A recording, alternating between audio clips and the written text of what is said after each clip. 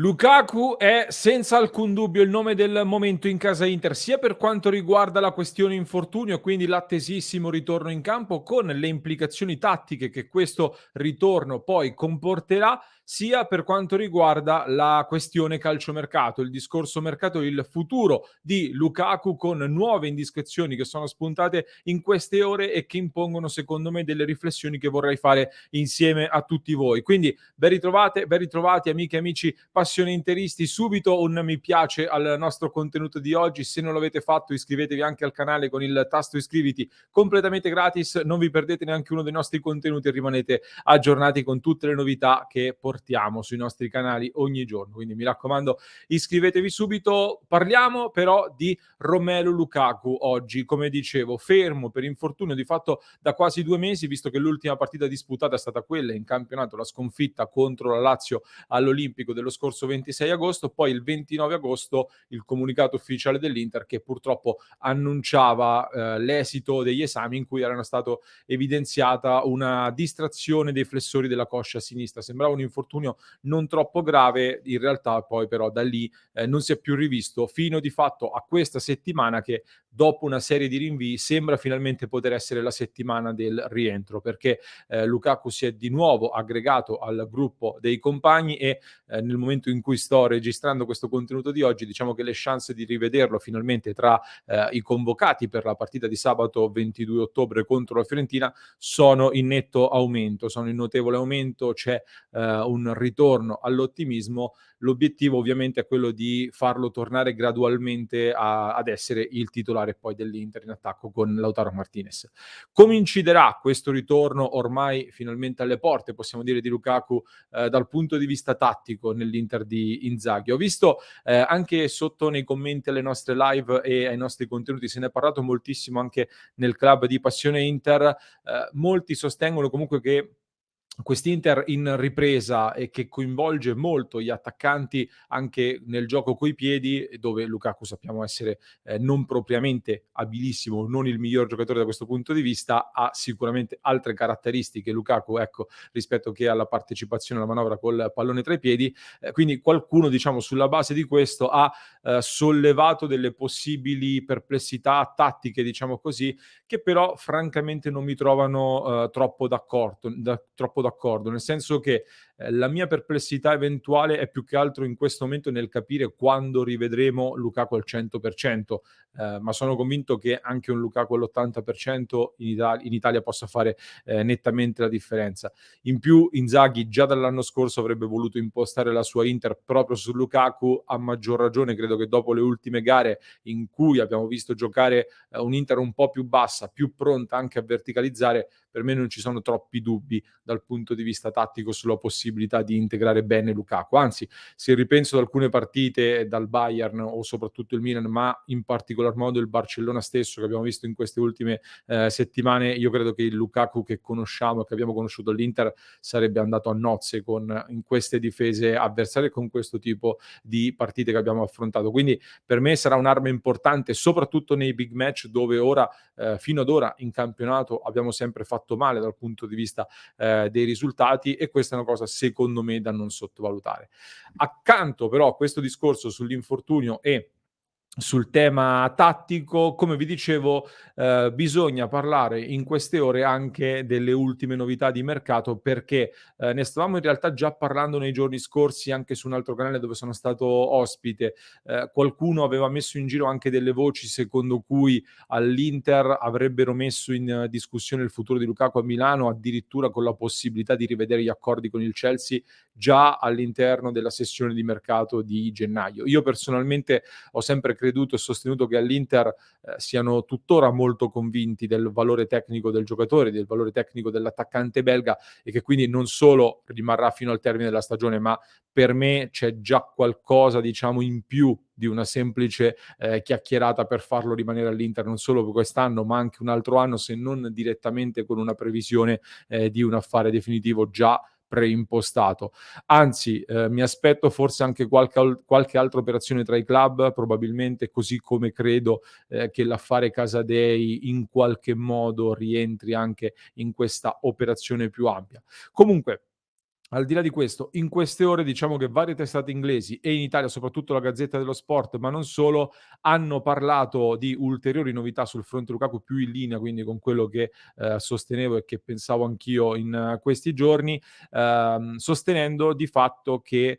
il prestito di Lukaku molto probabilmente, proseguirà per un altro anno, con previsione appunto di discutere, se non già durante il mondiale, quindi durante i mesi di novembre e dicembre di questo fine 2022, ma al massimo all'inizio del 2023,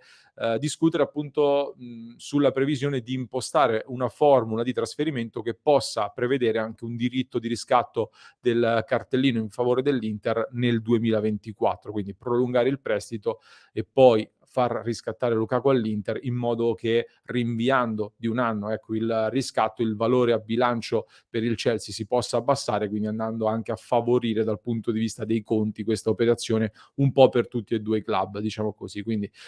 questa è la notizia che sta circolando in maniera convinta, diciamo così, da varie fonti anche in queste ore. Lukaku, lo ricordo per chi se lo fosse dimenticato, era stato acquistato dal Chelsea l'anno scorso per 115 milioni di euro, corrispondendo al giocatore un ingaggio da 12 milioni di euro netti. Tornando all'Inter, Lukaku è stato riacquistato, diciamo è stato ripreso dall'Inter con la formula del prestito a 8 milioni di euro più 3 di bonus, con un ingaggio da circa 8,5 milioni di euro netti, che all'ordo, grazie al decreto crescita, diventano per l'Inter circa 12 milioni di euro all'anno. Questo per dare quindi i contorni dell'operazione e della notizia. Ci voglio aggiungere però, come vi dicevo, alcune mie considerazioni per fare delle riflessioni e confrontarmi con voi su questo tema che anche ieri abbiamo risollevato quando sono stato live ospite su un altro canale ancora, e ho visto che aveva infiammato molto la chat in diretta mentre ne stavamo parlando. Io parto da qui. Personalmente stravedo per Lukaku, ribadisco quello che dissi anche quando era volato al Chelsea, quando molti ovviamente stavano criticando il giocatore. Io ho ribadito che dopo diversi anni Lukaku è stato probabilmente il primo calciatore, che mi ha riacceso un'esaltazione, comunque che mi è piaciuto e che, mi piaceva molto vedere in maglia Inter e che quindi,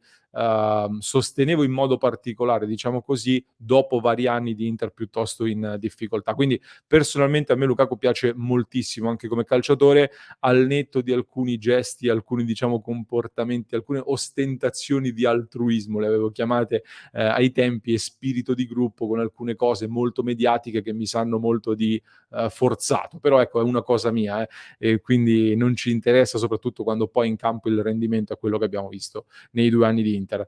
Quando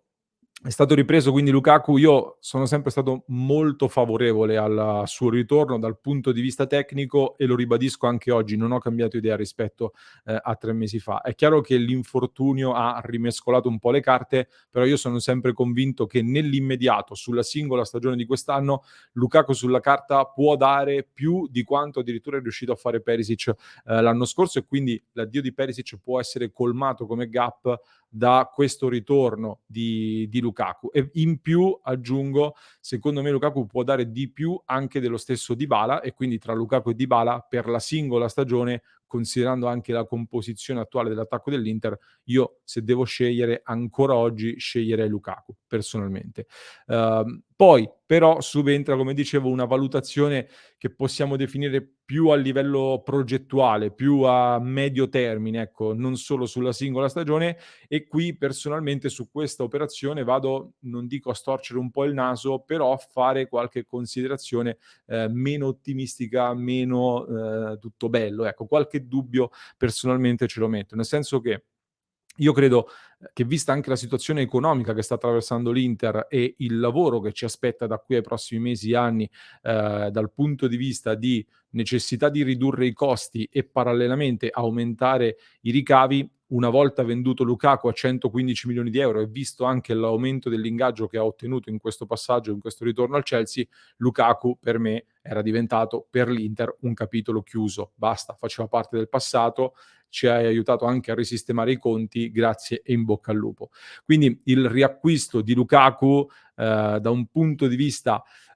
sia tecnico che economico, è secondo me un'operazione più in linea con l'Inter in fase espansiva che abbiamo visto soprattutto nel primo anno di Conte,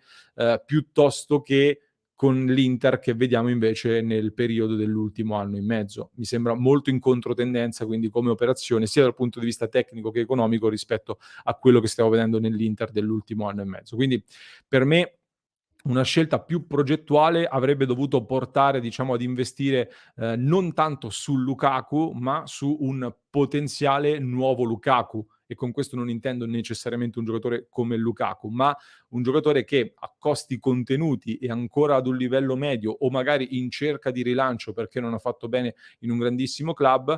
poteva essere preso quindi a costi contenuti e portato a fare un salto di qualità notevole, dando un impatto nell'immediato, ma soprattutto anche nel medio e lungo termine, anche dal punto di vista economico come valorizzazione. Sapete per esempio che io dal giorno stesso in cui è stato venduto Lukaku al Chelsea ho sempre promosso, sponsorizzato molto il nome di Marcus Thuram, che poi era stato effettivamente trattato dall'Inter, purtroppo si è infortunato, adesso però è tornato, sta facendo molto bene con numeri tra gol e assist veramente impressionanti in questa stagione al Borussia Mönchengladbach.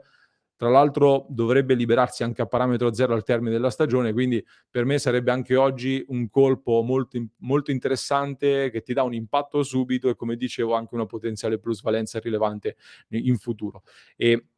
visto quindi il momento dell'Inter, secondo me dovrebbe agire così l'Inter, anziché andare ad investire tra contanti e giocatori in cambio un totale di almeno un'altra cinquantina di milioni di euro per poter riacquistare Lukaku, a cui devi dare poi un ingaggio molto pesante, il giocatore più pagato in rosa sostanzialmente. Questa è la mia personale visione anche sul tema ritorno e riacquisto del giocatore. Allo stesso tempo, e chiudo, mi metto anche nei panni dei dirigenti dell'Inter e, diciamo, cerco di interpretare alcune scelte, alcune manovre che vengono fatte, diciamo alla luce di quello che chiamo sempre io